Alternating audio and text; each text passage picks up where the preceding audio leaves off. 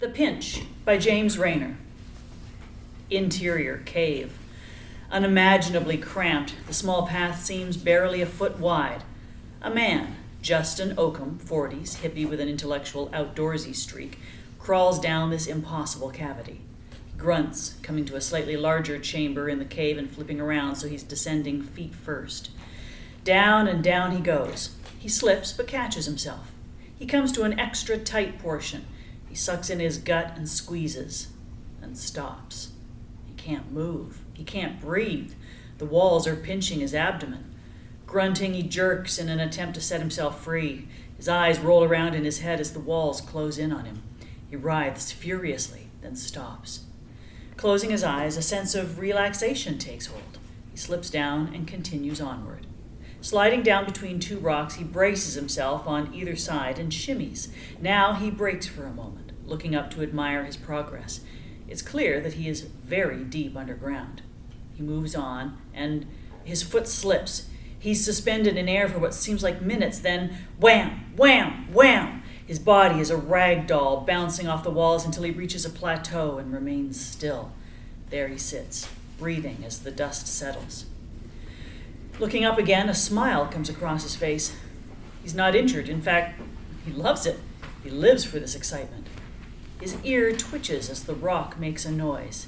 He sits motionless for a moment, listening.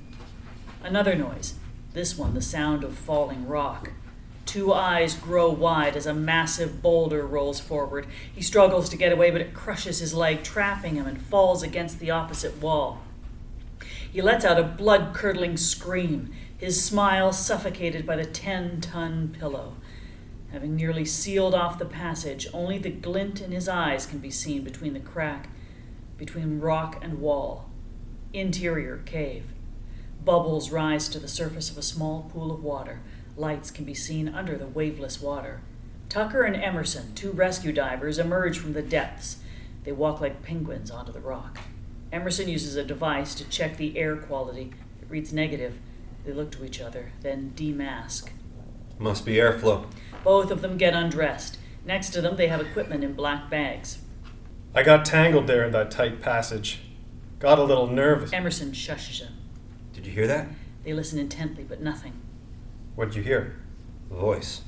They move on down the low-ceiling cavern, taking their bags. They leave their scuba gear, including the empty tanks, behind.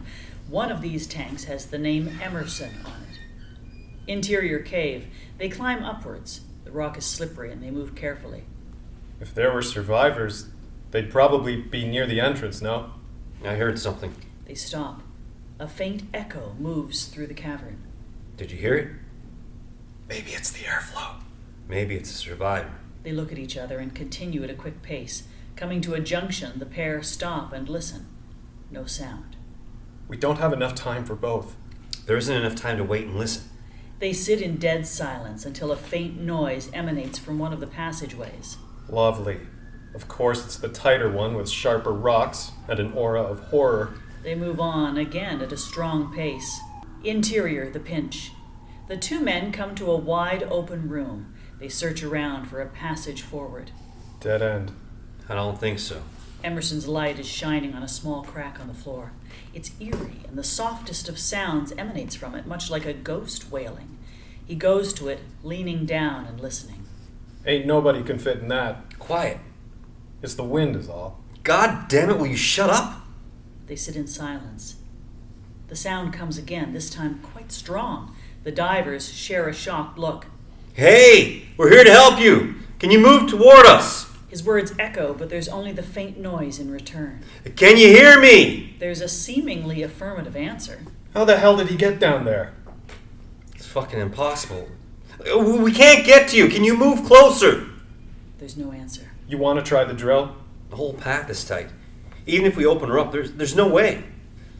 We need to go back and find someone small enough to fit and strong enough to get him out. What guy's gonna fit in that?